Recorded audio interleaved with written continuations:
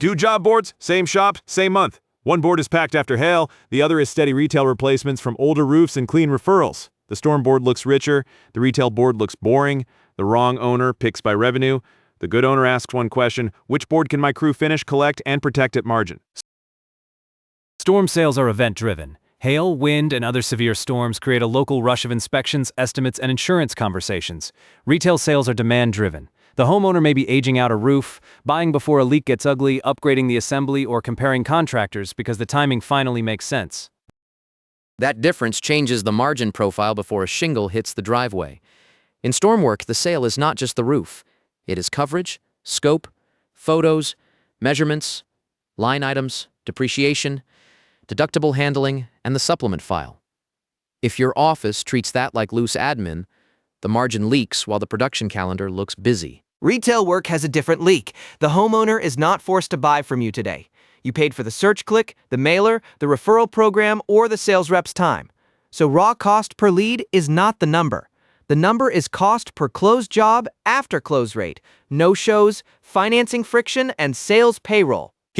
Here's the margin math I would put on the whiteboard. Start with sold price. Subtract direct materials, labor, permits, dump, warranty reserve, production management, sales commission, lead cost, and callback allowance.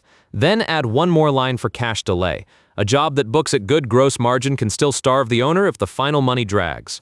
Do not let national margin ranges make the decision for you. Some benchmarks put residential replacement and insurance restoration in attractive gross margin bands, but those are not your P&L. Your shop may have a killer supplement desk and weak paid ads, or a strong retail closer and no appetite for carrier back and forth.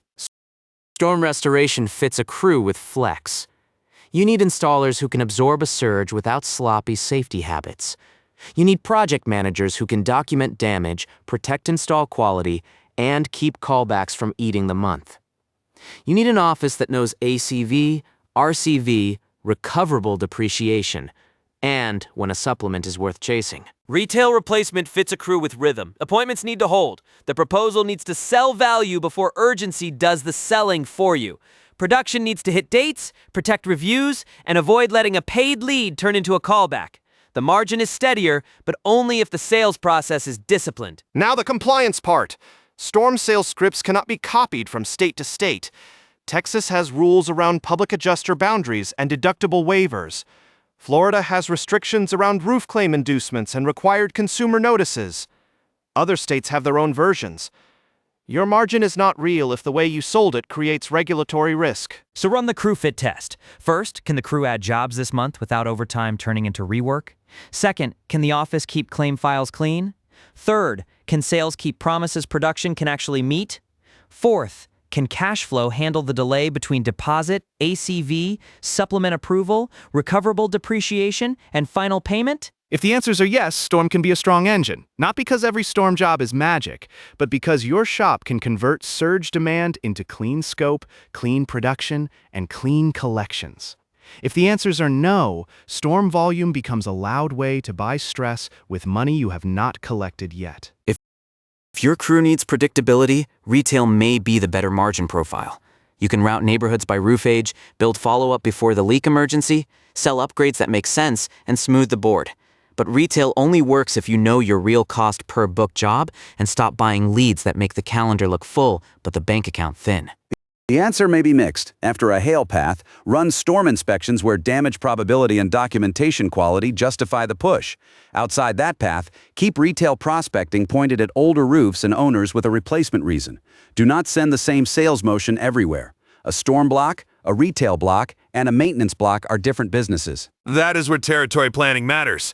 Roof age, storm path, permit history, neighborhood density, and drive time should shape the board before the reps roll. The best sales model is not the one with the prettiest close rate story. It is the one that gives this crew the right jobs in the right sequence, with margin that survives admin and production. So do this before you hire the next canvasser, buy the next retail lead package, or route the next neighborhood. Pull your last 10 storm jobs and last 10 retail jobs and review the cash truth. Mark sold price, lead source, sales cost, production cost, callback, days to cash, and crew disruption. Then pick the model that your crew can repeat. Roof Predict can help you build that territory list by roof age and block quality, but the discipline starts with your own board.